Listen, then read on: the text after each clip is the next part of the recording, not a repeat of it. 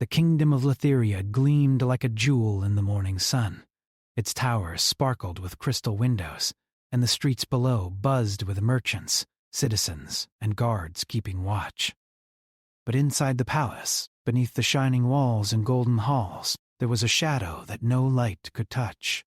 Queen Selira felt it every day when she looked at her daughter, Princess Alara. Despite her beauty and grace, Alara carried a mark that set her apart, a soft glowing emblem on her hand that pulsed like a heartbeat of its own. Some whispered that it was a curse, others said it was a sign of power. But for the queen, it was a source of endless worry. She had watched hopeful suitors shy away, seen invitations withdrawn, and heard the murmurings of nobles who said the princess was strange, fragile, and unsuitable for marriage or leadership. "No one will ever choose my daughter," Queen Selira whispered one evening, staring at her reflection in the silver mirror of her private chambers. Her voice trembled with a mixture of sorrow and frustration. They only see what is different. They do not see her strength. They cannot understand her mind. Alara had been different from the moment she could walk. She was not content with dolls or trivial games. She spent hours in the castle library, reading about lands far beyond Letheria, about creatures that could fly without wings, and about humans from distant planets who could adapt to anything. She would often wander the palace gardens, talking to herself about stars and planets no one had visited. Her glowing mark made her unique, yes, but it also made her alone. Despite her isolation, Alara carried herself with quiet dignity. She did not cry when suitors laughed at her mark. She did not protest when courtiers whispered behind their fans. But sometimes, when the palace was empty and the night stretched long and silent, she let herself imagine another life, one where she could explore the universe and meet beings who would see her for who she truly was. One afternoon, as the sun began to dip behind the tall crystal towers of Letheria, Alara walked toward the edge of the forest that bordered the palace lands. She had felt a strange pull that day, a hum in the air that seemed to call only to her. The trees swayed gently, but she noticed a shadow moving unnaturally among them. Her heart quickened, not with fear, but with a sense of curiosity. Suddenly, the shadow revealed itself. A massive beast, larger than any horse and covered in sleek black fur that shimmered in the sunlight, leapt from the underbrush. Its eyes glowed like molten gold, and its teeth were sharp enough to tear through armor. The princess froze, her glowing mark flaring in response, casting a warm light that did little against the creature's darkness. She could not run. The beast moved faster than her eyes could follow. Then a human appeared. He seemed ordinary at first glance, a traveler perhaps, with rugged clothing and a calm determination in his movements. But the way he moved was precise, almost mechanical in its perfection. He did not hesitate. With a swift motion, he positioned himself between Alara and the beast, holding a weapon that glinted in the sunlight. The creature lunged at him, but he dodged effortlessly, striking with calculated force. The battle was brief but intense. The human skills were astonishing, and within moments, the beast retreated into the shadows of the forest, leaving only the echo of its growl behind. Alara's knees weakened, and she sank to the ground, trembling with adrenaline and relief. Her glowing mark dimmed, but the warmth lingered, as if the encounter had left a small spark within her. She looked up at the human, who was brushing dirt from his hands, his expression calm and confident. You saved me," she said, her voice barely above a whisper. "I thought I was done for."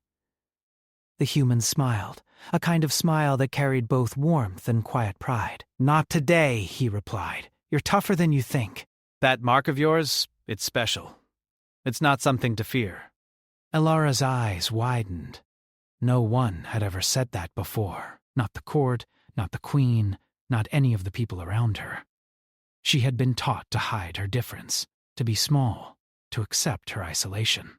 But this stranger, this human, saw her for what she truly was. Word of the encounter quickly spread through the palace. Courtiers whispered nervously. but the queen demanded a full report. When she heard the details, a strange mixture of relief and astonishment filled her heart. A human, a being from lands far beyond Letheria, often seen as unpredictable, reckless, and inferior, had saved her daughter with skill, courage, and intelligence. The queen could not help but feel a flicker of hope. Perhaps Alara's life was not destined to be one of loneliness. Perhaps, for the first time, someone would see her value. The human, whose name was Kale, did not linger in the castle as many visitors might. He was a traveler, a wanderer from beyond the known lands, and he had his own reasons for being in Letheria. But in the days that followed, he could not ignore the call of Alara's curiosity. He found himself drawn back to the palace, to teach, to talk, and to challenge the princess in ways the court never had. He encouraged her to explore her intelligence, her courage, and her hidden talents. He asked questions that made her think differently, pushed her beyond her comfort zones, and showed her that the universe was wider and more complex than she had imagined.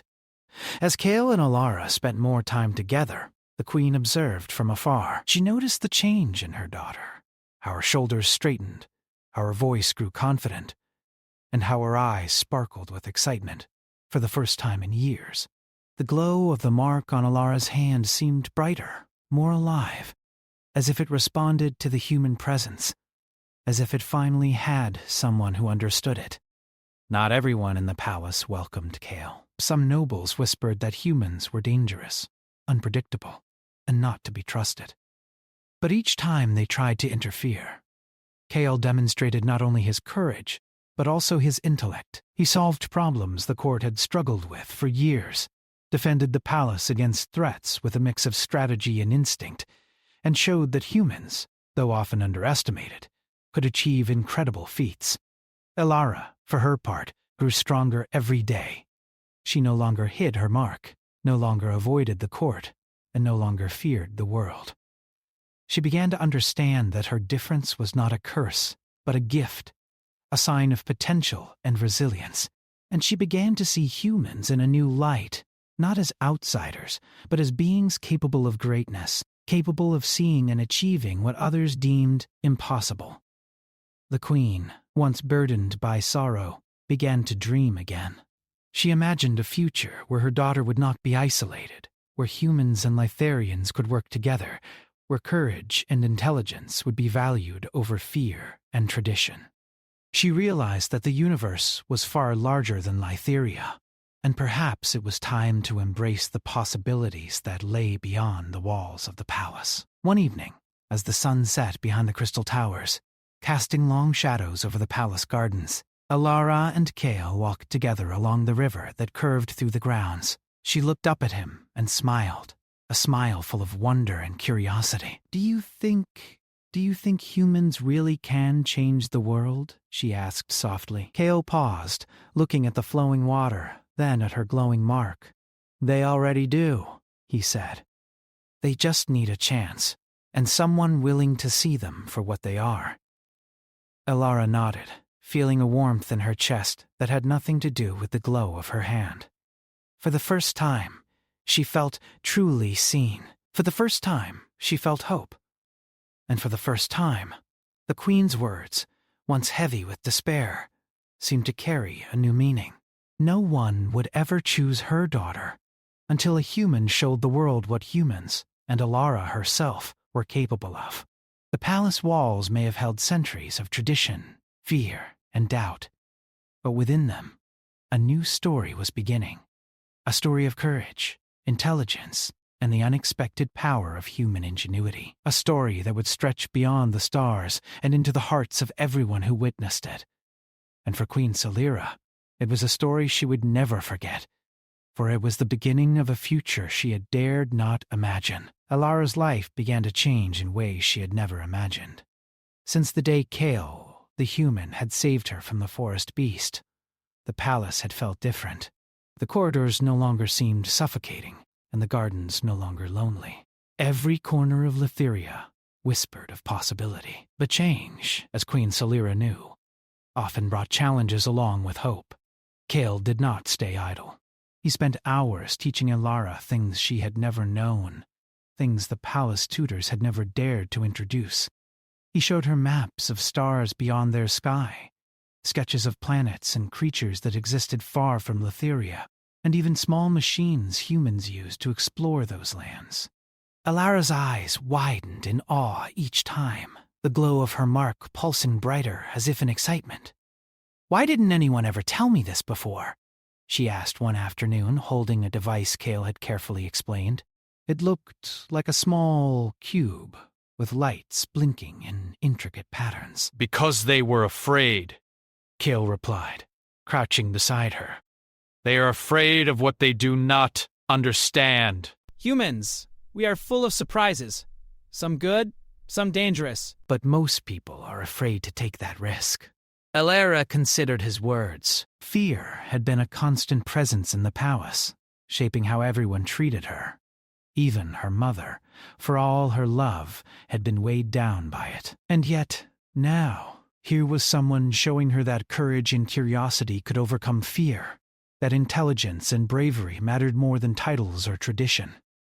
In the weeks that followed, Kale and Elara explored more of the palace and the lands beyond its walls. They discovered hidden libraries with ancient texts, secret passages behind tapestries, and abandoned towers that had not been touched for centuries.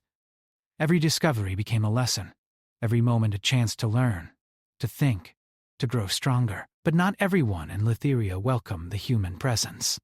Some nobles whispered in shadowed halls, questioning Kale's influence on the princess. "He is not one of us," they said. "He cannot understand our ways. He will lead her astray."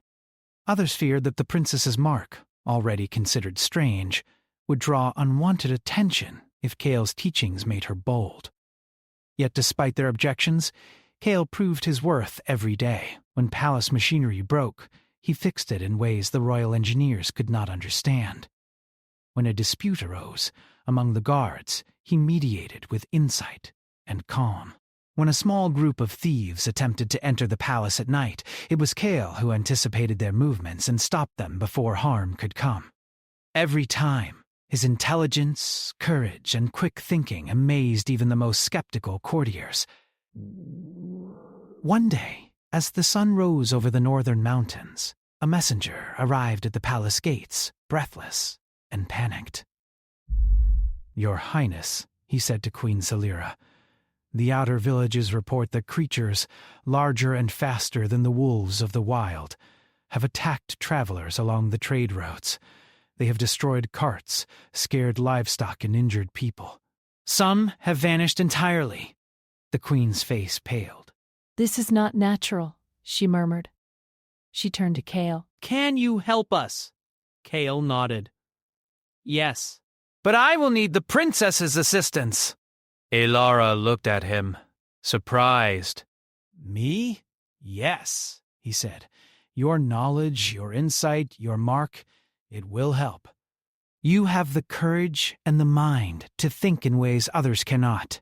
Together, we can stop this." Queen Salira hesitated for a moment, fear gripping her. The forest had already claimed danger once, and she did not want to lose her daughter. But Kale's confidence, his calm logic, and the spark she saw in Elara's eyes convinced her. She nodded. "Then you have our blessing. Go, and be careful." Kale and Elara left the palace at dawn, riding quickly toward the northern trade roads. The villages were small, simple clusters of homes built along the edges of the forest, and the villagers had gathered in fear, unsure of how to protect themselves. Elara's glowing mark pulsed as she surveyed the damage. Broken carts, scattered belongings, and footprints unlike any animal she had seen. "They are intelligent," Kale observed, studying the tracks. "These are not ordinary beasts. They are organized, calculating." Whoever they are, they think. Elara frowned. "Why would creatures attack humans for no reason?" "Sometimes," Kyle said carefully, "they are not creatures at all. They are something else. Something unfamiliar." something that fears humans as much as humans fear it. As the sun climbed higher, they tracked the attackers to a canyon hidden within the forest. The shadows moved strangely along the rocks, and faint growls echoed from the depths. Kael signaled for Alara to stay back, but she refused. "I can help," she insisted. "I can sense them. My mark. It reacts to what is alive." Reluctantly, Kael agreed. He let her lead a cautious approach into the canyon. Alara's glowing hand pulsed steadily, casting light along the dark cliffs and revealing movement ahead. The attackers were revealed at last, large bipedal creatures covered in rough, gray skin, with eyes that glowed red. They were taller than any human, faster than any horse, and they carried crude weapons that gleamed with a strange energy. Kael crouched, whispering instructions. "We need to be strategic." They are strong, but they are not human. They do not think like us. We use their weaknesses against them. Elara nodded, her mind racing. She analyzed their movements, their patterns, and their coordination. "They hesitate before crossing the rocks," she observed. "They avoid stepping where the shadows fall thickest. Their vision is sharp, but their sense of touch is weaker. If we create obstacles, we can slow them." Kael smiled faintly. "Good. Let's do it." Over the next hours, they worked together, setting traps and barriers, using the terrain to their advantage. Kael's experience in combat and strategy complemented Alara's intelligence and intuition. They led the creatures into narrow passages where the attacks became less effective, and eventually, the invaders were forced to retreat, confused and frustrated by the human ingenuity and the princess's unique abilities. The villagers cheered when the threat was removed, their fear replaced by wonder. Alara's hand glowed brighter than ever, and Kael clapped her on the shoulder, proud of her courage and quick thinking. "See?" he said. "Humans and humans working with humans can solve problems that seem impossible. You've done this." Word of their success reached the palace quickly. Queen Salira received the news with a mixture of relief and amazement. For the first time, she realized that the human beside her daughter was not just a visitor or a curiosity. He was a force capable of achieving greatness, and her daughter, once lonely and dismissed, was now recognized for her courage, intelligence, and leadership. Over the following days, Kael trained the villagers in basic defenses, showing them how to set simple traps and anticipate dangers. He taught them teamwork, innovation, and adaptability, the qualities humans excelled at, qualities that Lytharians had long overlooked. The villagers watched in awe as the humans solved problems they had accepted as inevitable, as the princess contributed ideas that no one else could have imagined. Even the nobles of Lytharia could no longer ignore the changes. The queen's advisors began to murmur that perhaps humans were more than just unpredictable outsiders. Perhaps they could be allies. Perhaps they could inspire courage in ways that tradition alone never could. Alara, once thought fragile and unsuitable for the world beyond her chambers, stood taller each day. Her mark was no longer a source of shame, but a symbol of strength. She began to understand the potential humans possessed, not just Kael, but all of them. Their resourcefulness, adaptability, and bravery were things the palace had underestimated. And she began to imagine a future where humans and Lytharians could work together, not just to survive, but to thrive. Yet the success in the Northern Canyon was only the beginning. As night fell over Lytharia, distant storms gathered in the sky, carrying news of other threats, creatures moving closer to the kingdom, reports of strange phenomena in lands once thought safe. The queen knew that this was just the start of challenges that would test the kingdom in ways no one had seen before. But she also knew that her daughter, with Kael by her side, had proven that courage, intelligence, and the unexpected power of humans could face any danger. Alara looked up at the stars that night, her glowing mark reflecting the moonlight. "Kael," she said softly, "do you think we can really protect everyone? Can we face what is coming?" Kael's gaze followed hers. "Yes!" he said firmly. Not because we are perfect, but because humans, your people and mine, never give up. We adapt, we fight, we find solutions. And sometimes the impossible becomes possible. Elara smiled, feeling the warmth of hope settle deep in her chest. She was no longer a princess alone in her palace, no longer someone whose life was dictated by fear. She was part of something larger, a force of courage, intelligence, and determination that could face any challenge. And for the first time, she truly believed in the power of humans, and in her own. The next morning, the queen watched from her tower as Elara and Kale trained villagers, prepared defenses, and walked among the people.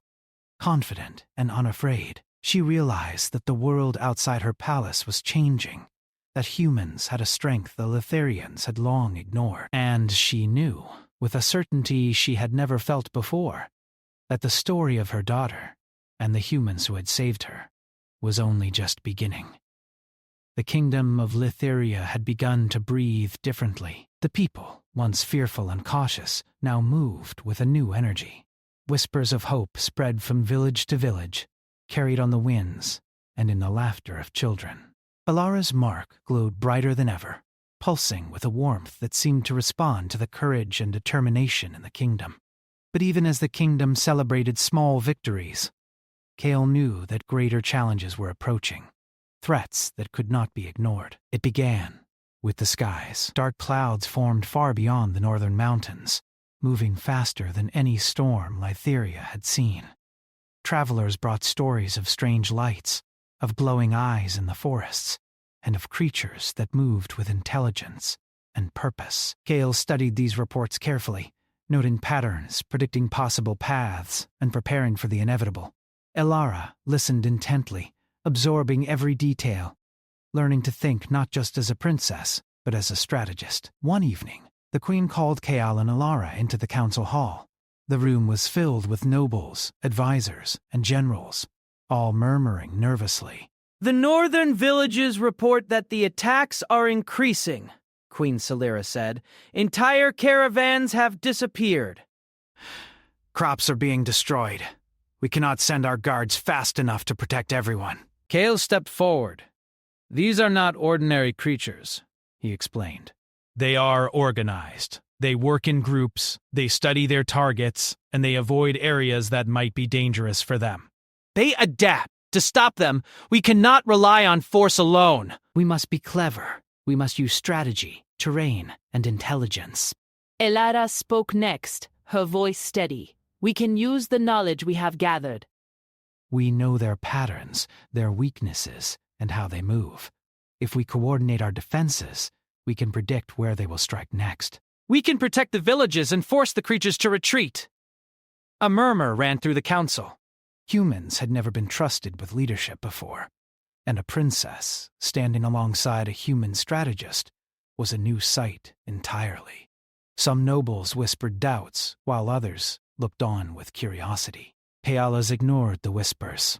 Elara's mark gives us an advantage, he continued. It reacts to life, to movement, to the presence of these beings.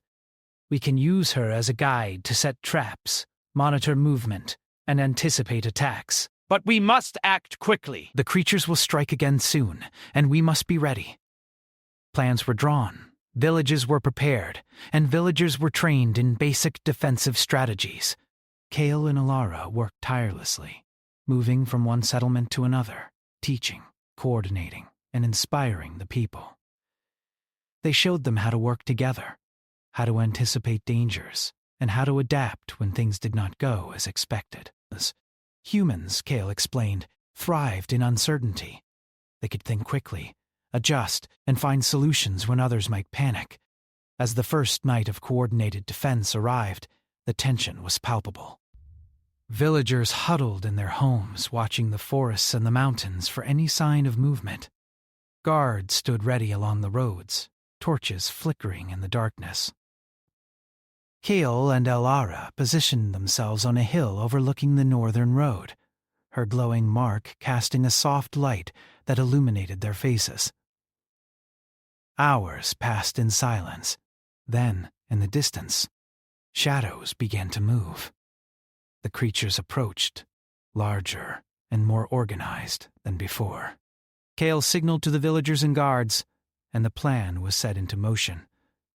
Traps triggered, barriers shifted, and carefully placed lights and noises confused the attackers. They hesitated, trying to adapt. But each time they moved forward, they were met with resistance that forced them into narrower paths, where the humans and Litharians had the advantage. Elara's heart raced, her mark glowing brighter with every step the creatures took. She guided the defenders, pointing out weak spots in the attackers' formations, suggesting ways to exploit their behavior and predicting their next moves. Kale followed her lead, coordinating the strategy and acting quickly when adjustments were needed. The creatures were strong, but they were not prepared for such intelligence, adaptability, and teamwork. The battle continued through the night, with neither side yielding easily. Villagers fought bravely, inspired by Kale's training and Alara's guidance. The creatures attacked with speed and ferocity, but they were constantly outmaneuvered, confused by the traps and tactics the humans and Litharians had set. As dawn approached, the attackers retreated, disappearing into the forests and mountains, leaving behind a trail of evidence that the kingdom had survived another night. The villagers cheered, lifting Kale and Alara on their shoulders, celebrating not just survival, but victory. For the first time, many had seen humans as allies, as beings capable of ingenuity, courage, and leadership. Alara's mark glowed with pride, and Kyle smiled, proud of her bravery and intelligence. But there was no time to rest. Kyle knew that this was only the beginning. The creatures were adapting, learning, and organizing. If they returned, they would be stronger and more dangerous.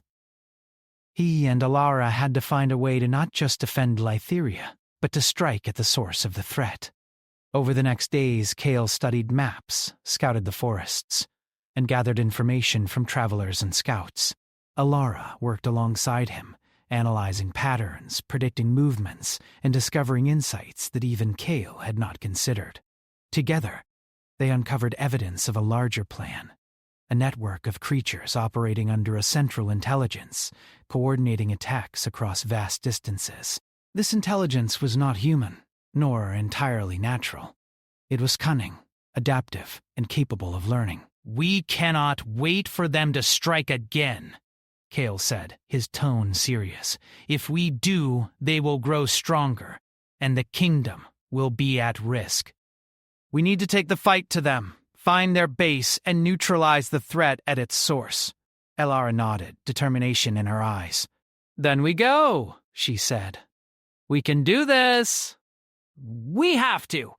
Not just for Lytheria, but for all the people who depend on us." The queen, once hesitant, now fully supported the plan. She had seen her daughter's courage, her intelligence, and the value of the human beside her.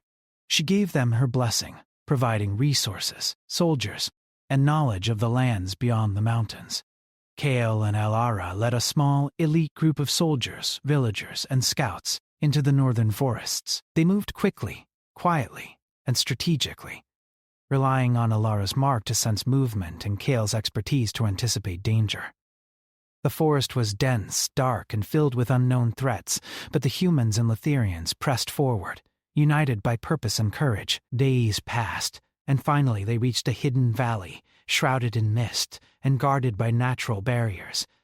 There, they discovered the creature's stronghold, a massive network of caves, tunnels, and strange structures that seemed alive, pulsing with energy.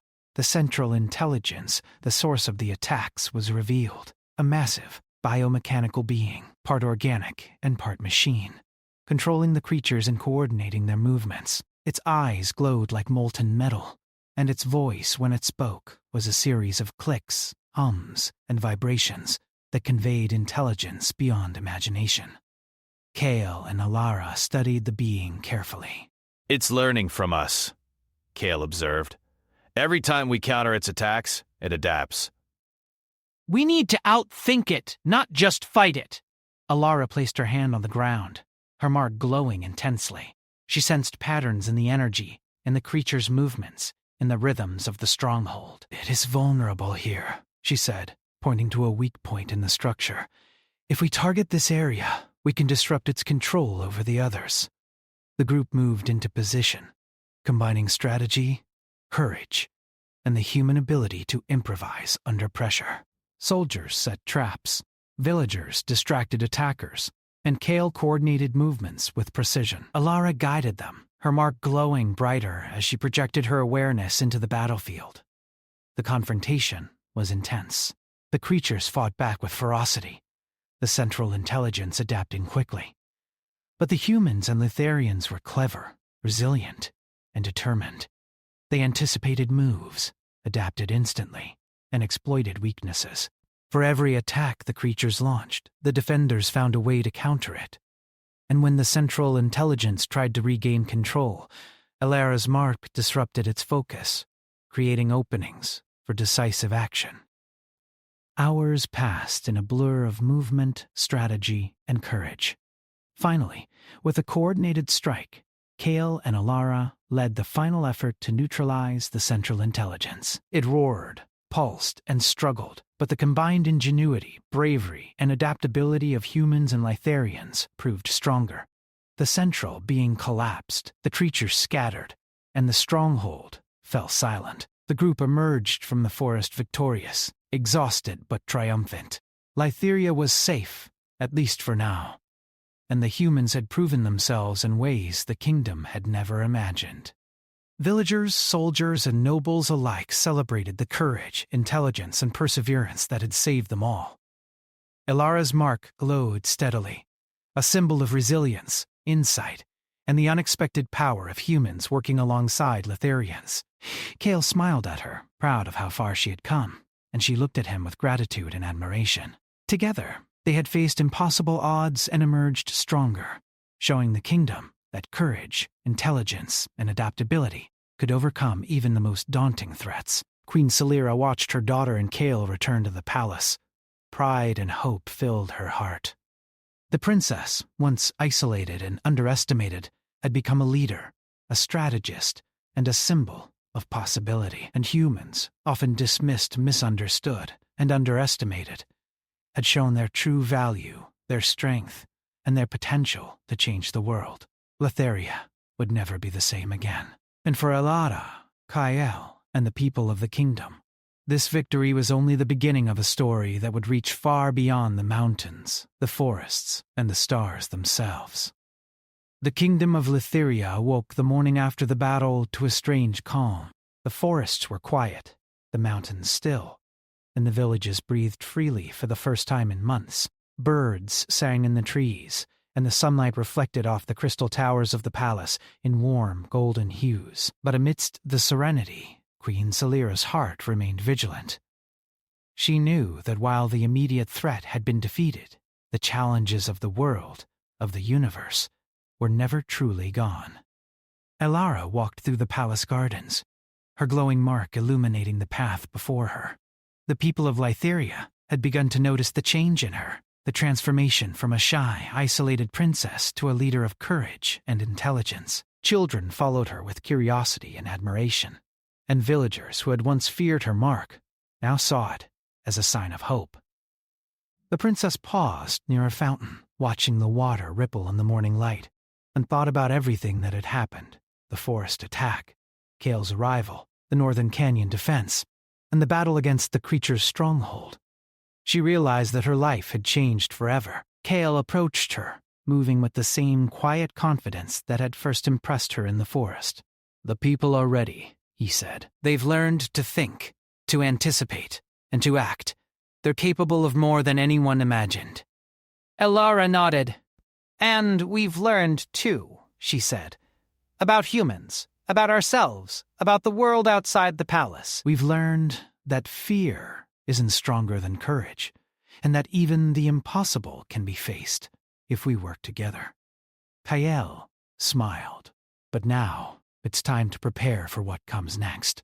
We may have won the battle, but the world doesn't stop. There are always new challenges, new threats, and humans They never give up, no matter how hard it gets. Queen Celira joined them, her presence commanding, yet filled with pride. "My daughter," she said softly, "you have grown beyond what I ever imagined. You faced dangers that would have terrified anyone else, and you did not falter. And you," she said, turning to Kale, "have shown that humans, even those from lands we do not know, can be brave, clever, and trustworthy. Together, you have saved Letheria." Elara felt a warmth in her chest. For years, she had been dismissed, underestimated, and ignored. Now, she was recognized not just for her mark, but for her courage, her mind, and her spirit. She looked at Kale, and the gratitude in her eyes was mirrored by respect and admiration.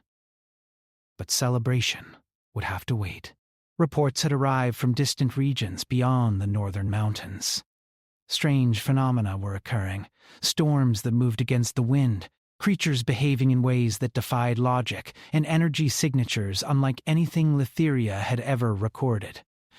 Kale studied the reports carefully, and Elara joined him, her glowing mark reacting to the information in ways that seemed almost instinctive. "They're not finished," Kale said. "This is larger than we thought. The creatures we faced were part of a bigger network. And whoever, or whatever, is controlling them is still out there, learning from every encounter." Elara's eyes narrowed. "Then we must continue. We cannot let them harm anyone else. We know we can face them, together with the people of Letheria." "We've proven that humans and Litherians, working side by side, can achieve what was once impossible." The Queen, seeing her daughter's determination, made a decision. "Then you will lead a new force," she declared. "A force of humans and Litherians united, to protect not just our kingdom but the lands beyond. You have my blessing, my support, and my trust." And so, preparations began. Soldiers were trained, villages fortified, and scouts sent into distant lands to gather intelligence. Kale worked tirelessly with Elara, teaching strategy, tactics, and adaptability. He emphasized the strengths humans possessed: innovation, quick thinking, and the ability to improvise under pressure. Elara learned quickly, applying her intelligence and intuition to every situation. Together, they became an unstoppable team. The day of the final confrontation arrived. Reports had confirmed the location of the central intelligence controlling the creatures, deep within a hidden canyon beyond the northern mountains. It was a place no Litherian had dared to enter before. Kale and Elara led a combined force of humans and Litherians, moving carefully through forests, rivers, and rugged terrain. Every step was calculated, every decision informed by experience and observation. As they approached the stronghold, they saw the creatures gathered, preparing for another attack. This time, however, the humans and Litherians were ready. Villagers, soldiers, and scouts moved with precision, setting traps, creating diversions, and coordinating attacks in ways the creatures could not anticipate. The central intelligence, aware of their approach, began to adapt, sending signals and commands to the creatures to counter the defenders' strategies. Elara placed her hand on the ground, her mark glowing intensely. She could sense the creatures' movements, anticipate their actions, and guide the defenders with precision. "They will strike here first," she said, pointing to a narrow pass. "Block them there and force them into the valley where we have set traps." Kale nodded, impressed. "Perfect. Everyone, follow her lead. Stay sharp, adapt, and remember, we do not fight blindly. We think, we plan, and we act." The battle began with a thunderous roar. Creatures charged, moving faster and more intelligently than ever before. But the humans and Litherians responded with coordination and strategy. Traps ensnared attackers. Barriers funneled them into disadvantageous positions, and scouts provided real-time updates on movements. Kale and Elara moved together, guiding the defenders, adjusting plans, and exploiting every weakness. Hours passed in relentless combat. The creatures adapted, but the defenders adapted faster. Humans used ingenuity to overcome strength. Litharians used their knowledge of the land to outmaneuver the attackers, and Alara's mark illuminated every critical moment. Finally, the Central Intelligence revealed itself. Emerging from the depths of the canyon, a massive being of organic and mechanical parts, radiating power and intelligence. It spoke in clicks and hums, attempting to coordinate the remaining creatures, but Alara anticipated its actions. "Strike its control node here!" she shouted, pointing to a critical junction in its structure. Soldiers and humans responded instantly, moving with precision to disable the node, while Kale led a flanking maneuver to distract the Central Intelligence. The being roared, pulsed, and fought back, but the defender's strategy was flawless. Traps, tactics, and courage combined to overwhelm its control, and slowly, the creatures lost coordination. One by one, they scattered or were neutralized. Finally, with a coordinated final strike, Kale and Alara led the group to disable the Central Intelligence completely. It fell with a final echoing pulse, and the canyon fell silent. The defenders emerged victorious, exhausted, but triumphant. Villagers, soldiers, and scouts cheered, lifting Kale and Alara on their shoulders. The princess's mark glowed steadily, a symbol of resilience, intelligence, and the power of humans working alongside Litharians. Queen Celira arrived with the rest of the royal court, witnessing the aftermath. Pride and hope filled her heart as she saw her daughter, once isolated and underestimated, standing tall, confident, and celebrated by the people she had saved. The humans, once seen as outsiders, were now recognized for their courage, ingenuity, and value. Alara looked around at the people she had fought to protect, the villagers who had learned to fight, the soldiers who had adapted and thrived, and the humans who had shown what was possible. She realized that fear had never been stronger than courage, that intelligence could overcome brute strength, and that humans, often underestimated, could achieve incredible feats. Kale smiled at her, admiration clear in his eyes. "You've done it," he said. "All of it." You've proven that humans and Litharians, working together, can face any challenge. Alara's smile was radiant. "We've done it together," she said. Humans, Litharians, villagers, soldiers, everyone. This is proof that courage, intelligence, and determination can change the world. The queen embraced her daughter, tears of joy in her eyes. "You have shown me a future I never dared to imagine," she said. "A future where Lytheria thrives, where humans are allies, and where courage and wisdom are valued above fear and prejudice." In the days that followed, Lytheria transformed. Villages were rebuilt, trade routes reopened, and the kingdom's people celebrated the unity, courage, and intelligence that had saved them. Humans were welcomed as allies, their ingenuity and bravery recognized and respected, and Alara, once a princess isolated by fear and misunderstanding, became a symbol of possibility, hope, and the power of humans to inspire greatness. Kale remained by her side, teaching, guiding, and learning alongside her. Together they explored new lands, studied the stars, and prepared for any challenges that might come. The people of Lytheria looked on with admiration, realizing that humans, with their courage, intelligence, and determination, could achieve what others deemed impossible. Alara's mark glowed softly as she walked through the palace halls, a constant reminder of the journey she had taken, the dangers she had faced, and the victories she had won. She was no longer defined by fear or misunderstanding. She was defined by her courage, her intelligence, and the humans who had shown her the power of resilience, creativity, and hope. And in that moment, Queen Celira understood the truth she had once doubted. No one had chosen her daughter. Not before. Not when the palace whispered in fear. But through courage, intelligence, and the unexpected power of humans, Alara had saved herself, her people, and the kingdom. And in doing so, She had changed the world forever. Lytheria would never forget the day humans and humans-inspired courage became the kingdom's greatest strength. And Alara, with her glowing mark and unwavering spirit, would lead the people into a future where anything was possible. The stars above the palace shone brighter than ever, as if the universe itself recognized the triumph of humans, the strength of a princess, and the endless possibilities of courage, intelligence, and hope. "No one will ever choose my daughter," the queen lamented, "until a human saved her life."